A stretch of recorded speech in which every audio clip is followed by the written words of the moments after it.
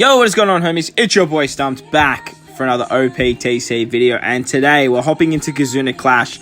After that strange delay, we're finally here. It's all good. We're in now, so we've done a couple runs, but unfortunately, we did not manage to get our hands on our Bello Betty, unfortunately. But she boosts tickets by 1.5, man. That sucks. But these are all the boosted units, so, I mean, got some nice stat boosts there, which is pretty good. We'll be using most of these units besides, like, Bonnie, Perona, and the Viola and Rebecca unit. But they're very, very good for their chain lock for the INT particular stage. But the teams I've got for you today, guys, will easily crack 100 mil, so they're going to work for a little while. As you guys know, the Ace and Marco unit is going to be back in the exchange.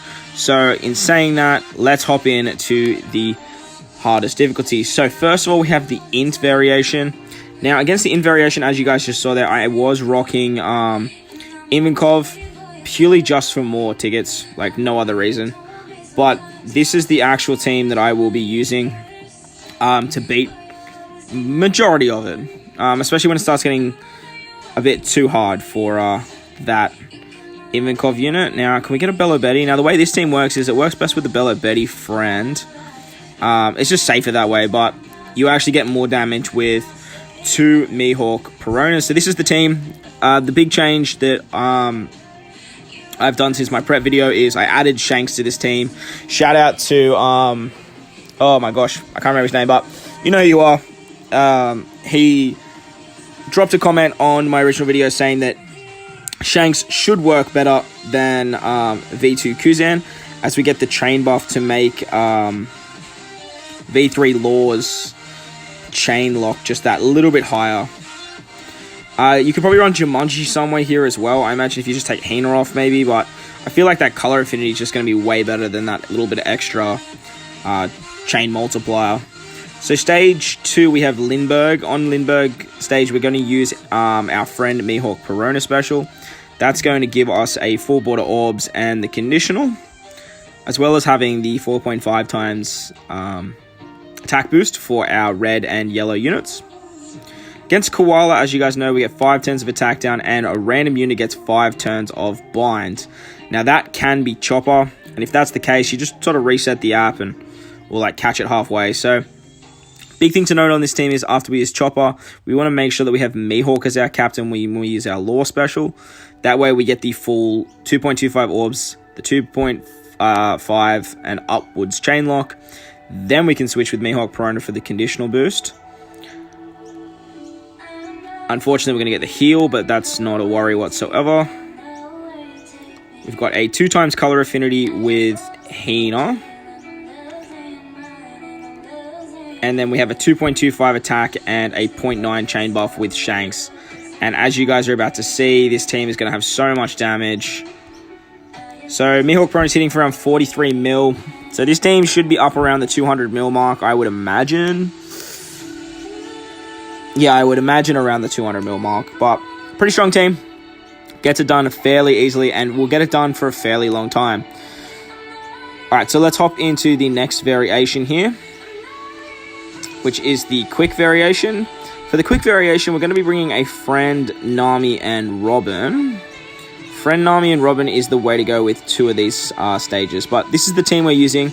It's a majority cerebral striker-based team, led by Vivi, Rebecca, and Nami and Robin. So let's hop on in. Now, if you don't have Vivi, Rebecca, and you have Nami, Robin, obviously just bring Nami and Robin as your friend and as your leader, and Vivi, Rebecca as your friend. But I have key limit broken my Vivi, Rebecca, so I'm going to make sure I'm using them, as they've probably got a little bit higher stats than most of the friends do.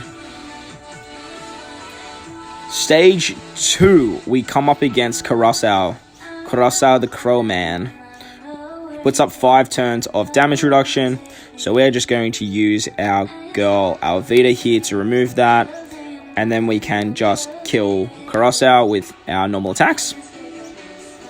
Moving on to the final stage against Koala.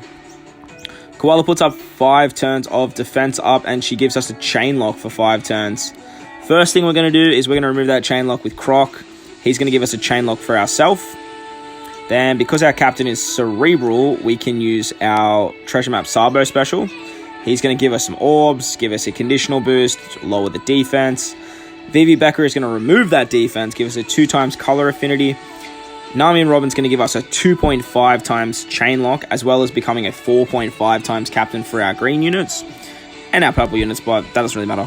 Then we can again use that effect of Shanks with the chain buff on top of Croc's ability, as well as giving us a attack boost. And as you guys are about to see, this team just 74 mil with Nami Robin. So this team should do quite a bit of damage for a very, very long time. I reckon this team will easily be above 200 mil.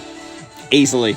But we'll have to wait and see. As time goes on, I'll be doing quite a few runs, and hopefully we should get up to around that level 50 mark, where we can see if we can do well over 100 mil.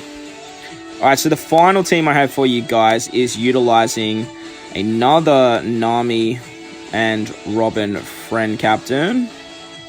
Holy, no good Nami Robin friends.